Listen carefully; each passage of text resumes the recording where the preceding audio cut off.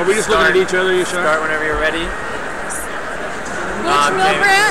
Butch Milbrandt, Jamie Peha, always nice to see you. Jamie, it's always a pleasure to see you. We've been working off and on in the industry for years, and I was excited when they asked if I would interview you today, particularly because you were just awarded from Seattle Magazine in their Best Washington Wineries, the best Merlot under $20 for Milbrandt Vineyards Traditions Merlot. Yes. And that was the 2006. Yes. I was excited to get that. That was wonderful. It's wonderful recognition, and I'm so happy because I know really your wine brand is really new over the last few years. Oh, we only started in 05 producing wine. In 05. But we started planting grapes in 97. So we've been at it a while. We sell grapes to about 60 other wineries in the state as well. Right. So how does it feel after being recognized as a major grape grower in the state? Taste Washington and do some fun things.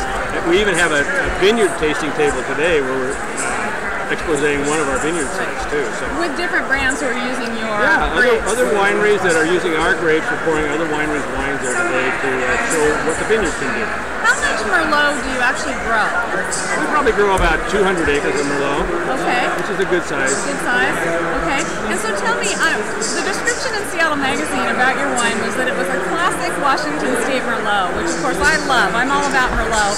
As you know, I have an event coming up called Merlot Gone Mad, which you'll be at on May 2nd at the Tulalip Resort Casino, featuring 52 Washington wineries all pouring Merlot. Because you know Merlot kind of went sideways there for a while, and now it's back, and so we're trying to get back on the bandwagon and show the rest of the world why Washington State has such great Merlot. So from your perspective as both a grower and an owner of a winery, why is Washington Merlot so good? Well, I think it's because Washington has, as the Washington Wine Commission says, the perfect climate for wine. Right. Washington is the best place, I think, to grow Merlot because the soils are deficient in a lot of ways where we plant our grapes. The daily heat is, astronomical, which really helps the vine to struggle, but as well it helps to grow and create those berry flavors in there. So it's just a great place to grow Merlot, and you don't get any of those green flavors in our Merlot from Washington State like you would get from Merlots from other areas. So I think it's just a natural for us, and we should be proud of our Merlot. I think that we have such good Merlot. I mean, I think it even really ages quite well. And I opened an older bottle the other night, and I thought to myself, if you weren't from Washington State and you weren't a Merlot drinker, you might actually think it was a Cabernet. I mean, it had that much body and that much structure.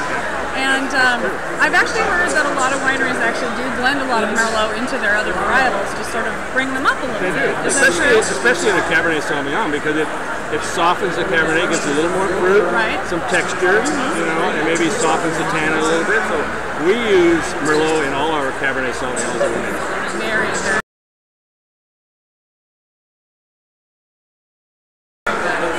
2006, which I believe you're sold out of. We are. We're on the 07 now. Okay, so the 07, I'm sure it's just as good.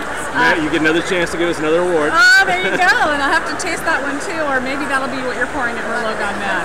Okay, yeah, we will be. That would be great. Yes. But it's nice to see it under $20, and particularly in today's economy, I think people are, making decisions about what they're going to spend their money on. Sure. And it's nice to get a bottle of quality wine at that price. Yes. And well, we like to think we over-deliver on our Merlot. It typically is $15 a bottle in the market, and we think it's a great value. That's awesome. That is so and it's our number 2 selling wine, so obviously it's working. But what's your first one? It's our Riesling. Riesling.